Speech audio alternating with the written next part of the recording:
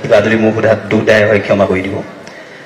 বৰ্তমান মানৱ সমাজত দেখা দিয়া অসূয়া, অপ্ৰীতি, হিংসা, বিদ্বেষ গোটেইখনে যেন মানৱ সমাজ ছাতি ধৰিছে। মোৰ মনত এনে ধৰণৰ প্ৰশ্ন উদ্বেগ হয়। মানুহৰ যি মানৱীয় প্ৰমূল্যবোধ, দয়া, ক্ষমা, সহিষ্ণুতা, যি সততা, সেই গুণবোৰ যেন মানৱ সমাজৰ পৰা ক্ৰমান্বয়ে কিছু নাইকিয়া হৈ যোৱা যেন মোৰ মাজে মাজে অনুভৱ হয়। অথচ একে সময়তে আমি ধৰ্ম অনুষ্ঠানো অনুষ্ঠিত কৰিছোঁ, ধৰ্ম কাৰ্যও কৰিছোঁ। গতিকে এই যে এটা বিসংগতি হৈছে সমাজ জীৱনত, তাৰ ওপৰত আপোনাৰ অকণমান আলোকপাত কৰি দিলে মই ভাল পাম। বৰ এটা সুন্দৰ প্ৰশ্ন বুলি কৈছোঁ আৰু লগতে বৰ প্ৰাসংগিক বিষয়। আজি চাবলৈ গ'লে আমি মানৱ সমাজত মানুহ মাত্ৰে আমি দুখীয়া নহয়, আমি আধ্যবন্ত। কাৰণ আমি বিশ্বায়নৰ যুগত উঠা বহা কৰিছোঁ। Laptop, desktop, tablet, pen drive এইবোৰ ব্যৱহাৰ কৰি লগে লগে সকলো মানুহৰ লগত সম্পৰ্ক ৰক্ষা কৰিছোঁ। কিন্তু তাৰপিছত যদি আমি খেপিয়াই চাওঁ, গ্ল'বেলাইজেশ্যন হ'ল সঁচা, গোটেই বিশ্বখনকে গাঁৱলৈ ৰূপান্তৰিত কৰা হ'ল, কিন্তু আমি আন্তৰিকভাৱে বিশ্বায়ন হ'ব পৰা নাই। ইজনে সিজনক আঁকোৱালি লোৱাৰ দূৰত্বটো বহুত দূৰলৈ বাঢ়ি গৈছে। মূল কাৰণ আধ্যাত্মিক চেতনাৰ অভাৱ। তেখেতে সুন্দৰকৈ কৈছে, আজি এতিয়া চাবলৈ গ'লে আমাৰ চব আছে, সকলো থকাৰ পিছতো দয়া, ক্ষমা, মৰম, স্নেহ, পৰোপকাৰ এই ভাৱবোৰ নোহোৱা হৈছে। ইয়াৰ মূলত কাৰণটো হৈছে আমি বস্তুবাদী আৰু ভোগবাদী চিন্তাক সৰ্বাংশে গুৰুত্ব দিছোঁ। যি আধ্যাত্মিক চেতনাৰে আমি মানুহ হ'ব পাৰোঁ তাৰ ওপৰত আমি গুৰুত্ব কমাই দিছোঁ। সঁচা, আমাক আধ্যাত্মিক চেতনা দিয়া, শিক্ষা দিয়া আমাৰ সমাজত ধৰ্ম অনুষ্ঠানৰ অভাৱ নাই। এনে এখন অসমত গাঁও নাই, নামঘৰ নাই য'ত ভাগৱত হোৱা নাই 7 দিন ধৰি। এনে এখন গাঁও নাই, চহৰ নাই, নগৰ নাই য'ত ভাওনা হোৱা নাই। সেই অসমত আমাক এনে শিক্ষা দিয়া অনুষ্ঠানৰ অভাৱ নাই। সত্ৰ আছে, নামঘৰ আছে, ভাওনা আছে, ভাগৱত আছে, বিভিন্ন মাংগলিক অনুষ্ঠান আছে। তাৰপিছতো কিন্তু আমি পৰিশীলিত জীৱন গ্ৰহণ কৰিব পৰা নাই। অৰ্থাৎ অসূয়া অপ্ৰীতিবিলাক আমাৰ বাঢ়ি গৈ আছে। ধৰ্ম অনুষ্ঠানৰ অভাৱ নাই। অভাৱটো ক'ত ঘটিছে আমাৰ? আমি যেন এই অনুষ্ঠানবিলাক সকাম ভাঙিবৰ কাৰণে, উৎসৱ পাতিবৰ কাৰণে, পৰ্ব শেষ কৰিবৰ কাৰণে পাতিছোঁ। তাৰ আভ্যন্তৰীণ ক্ষেত্ৰত আমি প্ৰৱেশ কৰা নাই। তাৰ তত্ত্ববিলাক আমাৰ জীৱনত আমি প্ৰতিফলন ঘটোৱা নাই। আমাৰ সৌ সিদিনা ভাওনা সমাৰোহ শেষ হৈছে, 50,000 দৰ্শকে একেলগে ভাওনা চাইছে। কিন্তু সেই 50,000 দৰ্শকে ভাওনা চাই তেওঁলোকে বুকু ডাঠি ক'ব পাৰিব জানো যে আমি ইয়াৰ পৰা গৈ আমি অসূয়া অপ্ৰীতি এৰি দিছোঁ? নোৱাৰে ক'ব প্ৰত্যেকেই। কেলে? কাৰণ ভাওনাক তেওঁলোকে মনোৰঞ্জনৰ সামগ্ৰী বুলিহে গণ্য কৰিছে। ভাওনাই যে আমাক প্ৰকৃত আধ্যাত্মিক চেতনা দিয়ে, ভাওনাই যে আমাক প্ৰকৃতাৰ্থত নৈতিক আৰু মূল্যবোধৰ শিক্ষা দিয়ে, সেইটোৰ প্ৰতি তেওঁলোকে কৰ্ণপাত নকৰে। আৰু সেই তেনেকুৱা ধৰণৰ ঘটনাবোৰ হোৱাৰ কাৰণে আজি আমাৰ এইবিলাক দুৰ্দশা হৈছে। সেয়ে আমি বৰ্তমান এইটো কথা ভাবিবই লাগিব, সাংসাৰিক জীৱনত আমাক বস্তু লাগিব, ভোগ লাগিব, সুখ লাগিব, কিন্তু বস্তু ভোগেই জীৱনৰ সৰ্বস্ব হ'ব নোৱাৰে। আমাৰ এটা সত্ৰবিলাকে, আমি আজি কম্পিউটাৰ মাধ্যম গ্ৰহণ কৰিছোঁ, যদি আমি নকৰোঁ আমি অচল হৈ যাম। আগৰ গোসাঁইসকলে দোলাখনত আহিছিলে, দোলাৰ ঠাইত এতিয়া গাড়ীত আহিবলগীয়া হৈছে, আহিবই লাগিব, নহ'লে গোসাঁইসকল অচল হৈ যাব। আগৰ মানুহে নাহৰগুটি লগাই পোহৰ ব্যৱস্থা কৰিছিল, এতিয়া ইলেক্ট্ৰিচিটি আহিলে, যদি আমি নাহৰগুটি যুগলৈ ঘূৰি যাওঁ আমি অচল হৈ যাম। বৰ্তমান কম্পিউটাৰ, বৰ্তমান ইণ্টাৰনেট আমি সকলো গ্ৰহণ কৰিম, কিন্তু তাৰ মাজত আধ্যাত্মিক চেতনা আমাৰ মাজত থাকিবই লাগিব। সুবিধা লাগিব, সুযোগ লাগিব, গাৰ্হস্থ্য জীৱনত আমাক বস্তু লাগিব, ভোগ লাগিব, তৃপ্তি লাগিব, সকলো লাগিব, কিন্তু তাৰ মাজত আমি ভাবি ল'ব লাগিব যে আমাৰ আটাইতকৈ সৰ্বোচ্চ চিন্তাটোৱে হৈছে আধ্যাত্মিক চিন্তা আৰু সেইটো যদি সৰ্বস্ব বুলি জ্ঞান কৰিব পাৰে ইয়াক যদি নিয়ন্ত্ৰণ কৰে তেতিয়াহ'লে সকলোৱে সুখ অনুভৱ কৰিব শান্তি অনুভৱ কৰিব পৰস্পৰৰ মাজত বিদ্বেষ সৃষ্টি হ'ব নোৱাৰে এটা উদাহৰণ দিছো এই যে laptop desktop tablet pen drive এইবোৰ ব্যৱহাৰ কৰি যে আমি সুইচ অফ অন কৰাৰ লগে লগে মানুহৰ লগত ভাৱ আদান প্ৰদান কৰোঁ আমি যে কৈছো আমি সচ্ছলতা অৱস্থা পালো মানুহৰ লগত তৎমুহূৰ্ততে সম্বন্ধ স্থাপন কৰিলো কিন্তু তাৰ পিছতে আমি ইজনে সিজনক হিংসা কৰিবলৈ এৰি নিদিলো তাৰমানে বাহ্যিকভাৱে আমি বিশ্বাস নহলো আন্তৰিকভাৱে আমি বিশ্বাস নোহোৱা নাই কিন্তু আমাৰ মহাপুৰুষ শ্ৰীমন্ত শংকৰদেৱে আমাক যে সত্ৰ নামঘৰৰ ব্যৱস্থা দিছিল তাত কিন্তু সেই আধ্যাত্মিক চেতনাটো সম্পৃক্ত হৈ আছিলে কেনেকৈ চাওক মহাপুৰুষজনেও এই বিশ্বায়নৰ পৰিৱেশ আমাক গঢ় দিছিল যেতিয়া নামঘৰত দবাটো বাজে অঞ্চলৰ ৰাইজে গম পায় যে আমি নামঘৰলৈ যাব লাগে তাৰ ধ্বনি কৰিছে এটা অনুষ্ঠান হৈছে যেতিয়া খোল তালৰ শব্দ বাজি উঠে প্ৰসংগ কৰে গম পাই যায় যে আমি তালৈ যাব লাগে এইটোৱে হৈছে বিশ্বায়নৰ পৰিৱেশ এই লেপটপ ডেস্কটপ টেবলেটৰ কামটো আমাক দবা শংখ খোল তালে কৰি দিছে কিন্তু ইয়াৰ নিচিনাকৈ বাহ্যিক বিশ্বায়নত সি আবদ্ধ হৈ থকা নাই আপোনালোকে জানেই দবাটোৰ মাত শুনি খোল তালৰ মাত শুনি যেতিয়া আপোনাক নামঘৰলৈ যায় লগে লগে কৃষ্ণ কৃষ্ণ বুলি কৈহে সোমায় আৰু তাত যেতিয়া আপোনালোকে বহি একেলগে নাম গায় আপোনালোক শইকীয়া বৰা বুঢ়াগোহাঁই হাজৰিকা সোণোৱাল গোস্বামী শৰ্মা এইবোৰ উপাধি তাত নাথাকে তেতিয়া এটা শব্দত ৰূপান্তৰিত হয় ভকত সংজ্ঞাত ৰূপান্তৰিত হয় হয় আপোনালোকৰ মাজত কেতিয়াবা ক'ৰবাত ঘৰত কাজিয়া লাগিব পাৰে যেতিয়া আপোনালোকে ভকত সংজ্ঞাৰে একেলগে নাম গাইছে কিলাকুটি লগাই কাৰো মাজত কাজিয়া নাই এইটোৱেই হ'ল আধ্যাত্মিক চেতনা গতিকে মহাপুৰুষজনে আমাক সত্ৰ নামঘৰৰ যোগেদি এইদৰে আধ্যাত্মিকভাৱে আমাক সমৃদ্ধ কৰিছে সেয়ে আমি পুনৰ ক'ব খোজো আধ্যাত্মিক চেতনা যেতিয়া থাকিব তেতিয়া আমি সঁচাকৈ অসূয়া প্ৰীতি আৰু এইবিলাক যিবোৰ হিংসা দেশ এইবোৰ আমি নাইকিয়া কৰিব পাৰিম আৰু তাৰ লগতে তিনিটা কথাত মনোযোগ দিবই লাগিব সত্য ৰজ তম তিনিটা গুণে মানুহক জন্মৰ পৰা স্পৰ্শ কৰি আহে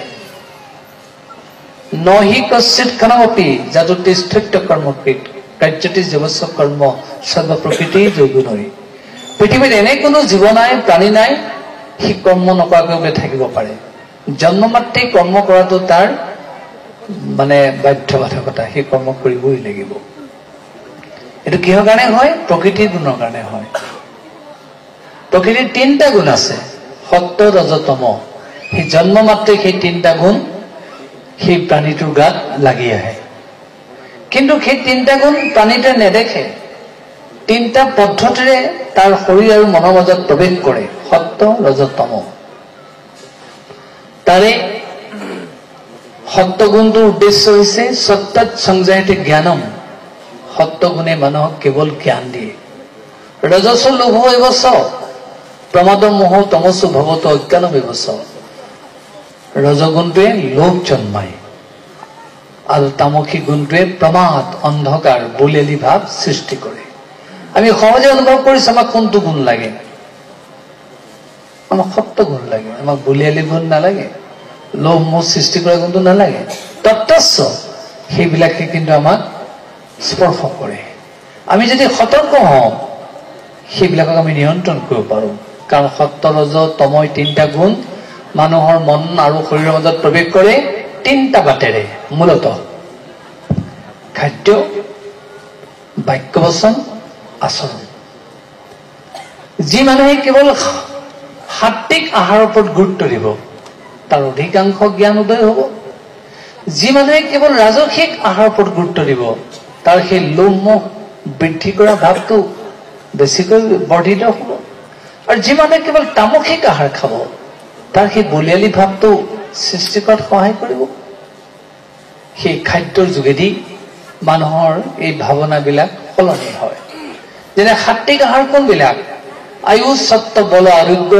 सुख प्रीति विवर्धना रस्या स्निग्धा स्थिरा हृदय आहार सात्विक प्रिया जिबिलाक आहार रसाल जिबिलाक आहार स्निग्ध सफा परिष्कार जिबिलाक आहार आयुष वर्धक সেইবিলাকক সাত্বিক আহাৰ বুলি কৈছে সেই আহাৰ যি সকলে খোৱাত গুৰুত্ব দিব তেওঁৰ মনটো তেনেকুৱা হ'ব শৰীৰটো তেনেকুৱা হ'ব কিন্তু তাৰ বিপৰীতে কত্ত অম্ল লৱণ অতি উষ্ণ তীক্ষ্ণ ৰুক্ষ বিদাহীন আহাৰ ৰাজস্ব চেষ্টা দুখ সুখ ময়াপ্ৰদা যিবিলাকে অতি তিতা অতি জ্বলা অতি টেঙা অতি কেহা অতি তিতা এই আহাৰ খাব তেওঁলোকক লোভ মোহ বৃদ্ধি কৰিব কিন্তু আমাৰ সমাজ জীৱনত তেনেকুৱা পৰম্পৰা আছে মাহেকে পখেকে আমি তিতা খাব লাগে কেহা খাব লাগে টেঙাটো খাবই লাগিব আমি জ্বলা খাওঁৱেই আমি সেইটো খালে দুখ হ'ব নোৱাৰে সেইটো খালে ৰাজসিক হ'ব নোৱাৰে আমাক খালি সেইটোত মনোযোগ দিবলৈ কৈছে তুমি অতিটো বিসৰ্জন দিয়া তিতা খোৱা কেহা খোৱা টেঙা খোৱা জ্বলা খোৱা শুকান আহাৰ খোৱা কিন্তু অতিটো নাখাবা অতি তিতাটো বিসৰ্জন দিয়া অতি জ্বলাটো বিসৰ্জন দিয়া অতি শুকানটো বিসৰ্জন দিয়া সেইটোৱে তোমাক অপকাৰ কৰিব নোৱাৰে ঠিক সেইদৰে আমাক কোৱা হৈছে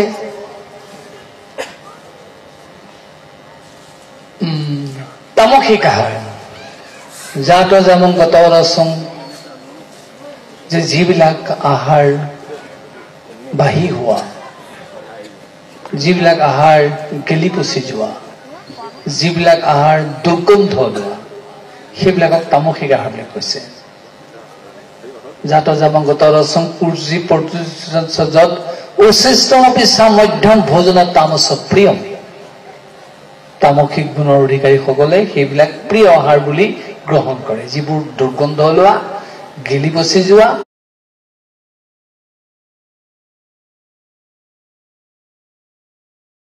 বাহি হোৱা আৰু তেনে আহাৰ যদি কোনোবাই খায় তেওঁৰ প্ৰমাদগ্ৰস্ত ভাৱটো আহিবই অন্ধকাৰ ভাৱ সৃষ্টি হ'বই বলিয়ালি ভাৱ আহিবই অতি উত্তেজনাৰ ভাৱটো সৃষ্টি হ'বই গতিকে আমি যদি এই তিনিটা আহাৰত গুৰুত্ব দিওঁ তেতিয়াহ'লে আমি সতৰ্ক হ'মেই অৰ্থাৎ তামসিক ৰাজসিক আহাৰ আমি নিয়ন্ত্ৰণ কৰি সাত্বিক আহাৰ বেছিকৈ খাম তেতিয়া আমাৰ মনটো সাত্বিকী পৰায়ণ হৈ থাকিব কেৱল আমাক জ্ঞানেই দি থাকিব বিবেকৰ বিচাৰ দি থাকিব কিন্তু তামসিক ৰাজসিক গুৰুত্ব দিলে ই বিবেকৰ বিচাৰটো বন্ধ কৰি দিব হৃদয়ৰ অনুভূতিৰ দুৱাৰখনো বন্ধ কৰি দিব সেইকাৰণে মানুহক প্ৰভাৱান্বিত কৰে খাদ্যই ঠিক তেনেকৈ বাক্য বচনে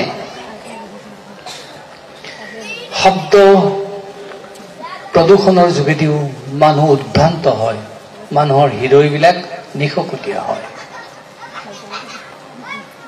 আমাক ভাল বচন ক'বলৈ কৈছে কাৰোবাৰ খং উঠিলেও মাৰ্জিত শব্দহে ক'বলৈ কৈছে কোনো কাৰণতে অশালীন শব্দ যাতে ব্যৱহাৰ কৰা নহয় উদ্ভট শব্দ ব্যৱহাৰ কৰা নহয় আৰু অতি অশ্লীল শব্দ যাতে ব্যৱহাৰ কৰা নহয় কিন্তু আমি সেই কথাত সতৰ্ক নহওঁ আপোনালোকে নিশ্চয় নাই কিন্তু কোনোবা গাঁৱত আমি শুনিবলৈ পাওঁ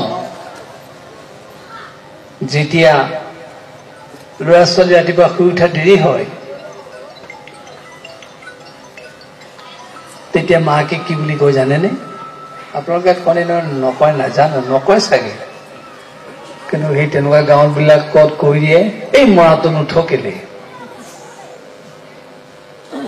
যিগৰাকী মাকে 10 মাহ 10 দিন তাক গৰ্ভত ৰাখি সন্তানটো জন্ম দিলে সেই মাকে যদি খঙৰ ভঙকত মৰাটো বুলি ক'লে তাক আৰু বেলেগে অভিশাপ দিব নালাগে আৰু যদি কেতিয়াবা কৈ দিয়ে ই এতিয়া খাই খাই মৰিব তাৰ অকাল মৃত্যু বেলেগে কামনা কৰিব নালাগে এইবোৰ শব্দ ব্ৰহ্ম সেই শব্দ যে প্ৰয়োগ কৰিছে তাক ক্ৰিয়া কৰিছে তাৰ 100 বছৰ ঠাইত 40-30 বছৰলৈ আয়ুস নামি আহিছে মাকে তাক আশীৰ্বাদ দিয়ে বৰঞ্চ সতৰ্ক নোহোৱাৰ কাৰণে এই শব্দ প্ৰয়োগৰ কাৰণে ল'ৰাটোকে ওলোটাই অভিশাপ দিলে কিন্তু তাৰ বিপৰীতে আপোনালোকে চাওক যশোদাই কৃষ্ণক জগাওঁতে কি শব্দ ব্যৱহাৰ কৰিছিল। যশোদাৰতো খং উঠিছিলে, মানিবলৈ ৰুচি বিচাৰি ফুৰিছিলে, তথাপিতো এনেকুৱা মৰাটো বুলি কোৱা নাছিলে। কি বুলি কৈছিলে যশোদাই কৃষ্ণক জগাওঁতে? উঠা উঠা চান্দ বয়ন, উঠা উঠা নীলমণি, উঠা উঠা বাপু কৃষ্ণ। দেখিছেনে কিমান সুন্দৰকে খং উঠিছে যশোদাৰ, কিন্তু এইবোৰতো বিভৎস শব্দ প্ৰয়োগ কৰা নাই। ইমান সুন্দৰ শব্দ কৃষ্ণক জগাইছে। সেয়ে আমি যশোদা হ'ব নোৱাৰিব পাৰোঁ, কিন্তু মাৰ্জিত শব্দ প্ৰয়োগ কৰাৰ কাৰণে আমি সতৰ্ক হ'বই লাগিব। যদি আমি নহওঁ, ল'ৰা ছোৱালী উদ্ধত আচৰণ কৰিবই, মৃত্যু অকাল মৃত্যু নামি আহিবই। গতিকে আমি প্ৰত্যেক পিতৃ মাতৃয়ে খাদ্যৰ ক্ষেত্ৰত, শব্দৰ ক্ষেত্ৰত আমি সজাগ সতৰ্ক হ'বই লাগিব।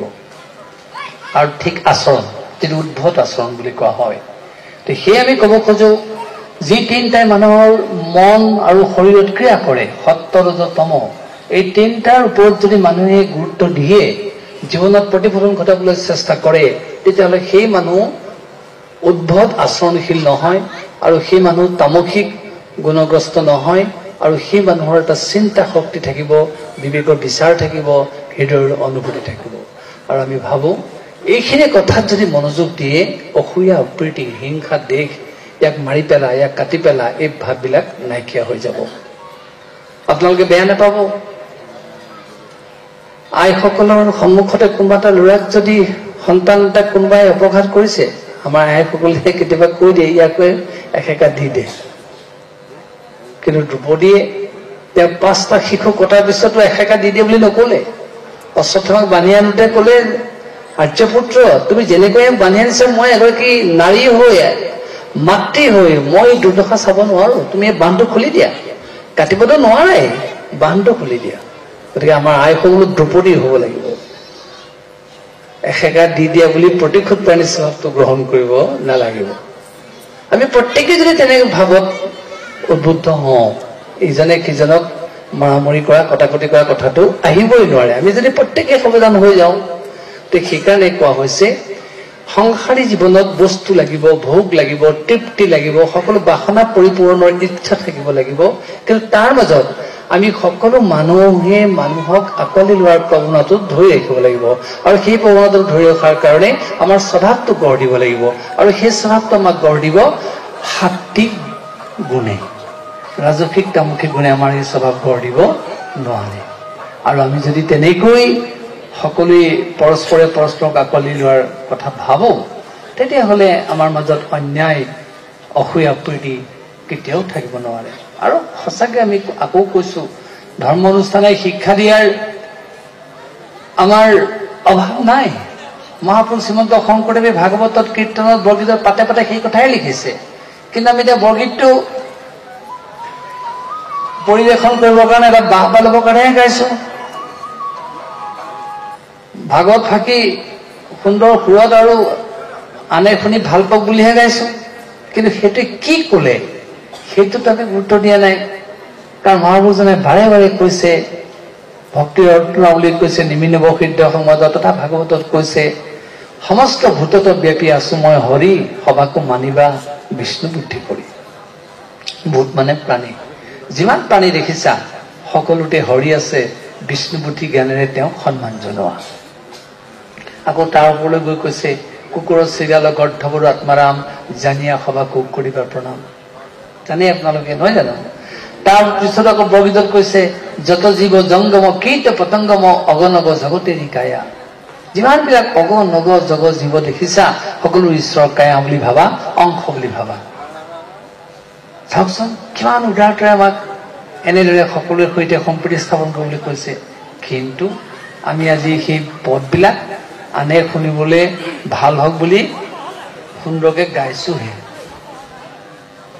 বা বৰগীত গাইছো এটা অনুষ্ঠানৰ আৰম্ভণি ঘটক বুলি, কিন্তু ইয়াৰ প্ৰকৃত তত্ত্বটোৰ ভিতৰত আমি সোমোৱা নাই। আৰু সেইবিলাক আমি যদি আয়ত্ব কৰোঁ, এই ভাৱবিলাক আমাৰ সঁচাকৈয়ে নাইকিয়া হ'ব। গতিকে সেই আমি কথাখিনি এনেদৰে আপোনালোকক জনালো যে আমি প্ৰত্যেকে যদি সজাগ সতৰ্ক হওঁ, আমাৰ আচৰণত, খাদ্যত, বচনত আৰু এই তিনিটা কথাত যদি আমি সতৰ্ক হওঁ তে আমি এইবিলাক নাইকিয়া কৰিব পাৰিম। আৰু তাতোতকৈ ডাঙৰ কথা, আহাৰ নিদ্ৰা ভয় মৈথুনঞ্চ সামান্য মেতত পশুভি নাৰানাম ধৰ্মহিত সমধিক বিশেষা ধৰ্মেন হীনা পশুভি সমাৰা। আহাৰ নিদ্ৰা ভয় মৈথুন পশুৰ আছে, মানুহৰ আছে। যদি মানুহ পশুৰ নিচিনাকৈ আবদ্ধ হৈ থাকে তেতিয়াহ'লে মানুহ আৰু পশুৰ মাজত পাৰ্থক্য নাথাকিব, সকলো একেকাৰ হৈ যাব।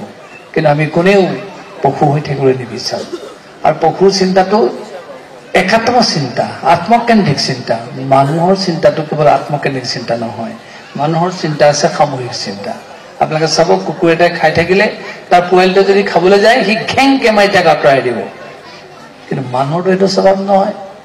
আৰু মানুহ সেইকাৰণে শ্ৰেষ্ঠ, আৰু সেইকাৰণে মানুহৰ দুৰ্লভ জনম বুলি কৈছে যে আমি যদি এই সামূহিক প্ৰীতিটো ৰাখিব পাৰোঁ, অকল নিজৰ পৰিয়ালটো নিজৰ কথাটোতে আবদ্ধ নাথাকি যদি সকলোৰে আমি কথা ভাবোঁ, আমি সঁচাকৈ মানুহ হ'ম। মানুহ য'ত হুচ আছে সেই মানুহ। গতিকে আমি এই চেতনাৰে উদ্বুদ্ধ হ'লে পৰস্পৰে পৰস্পৰক আঁকোৱালি লোৱাৰ প্ৰৱণতা আহিবই। কাৰণ আমি সকলো মানুহ এদিন আহিছোঁ, এদিন যামগৈ। গতিকে মই যদি ভালে আছোঁ তেওঁ ভালে থাকক, মই যদি ভালকৈ খাইছোঁ তেওঁ ভালকৈ খাওক, মোৰ যদি কিবা অকণমান আছে মই তেওঁকো অকণমান দিওঁ, এই যিটো প্ৰৱণতা যদি থাকে তেতিয়াহ'লে সেই মানুহৰ মাজত কটাকটি মৰামৰি ক'ৰ পৰা আহিব?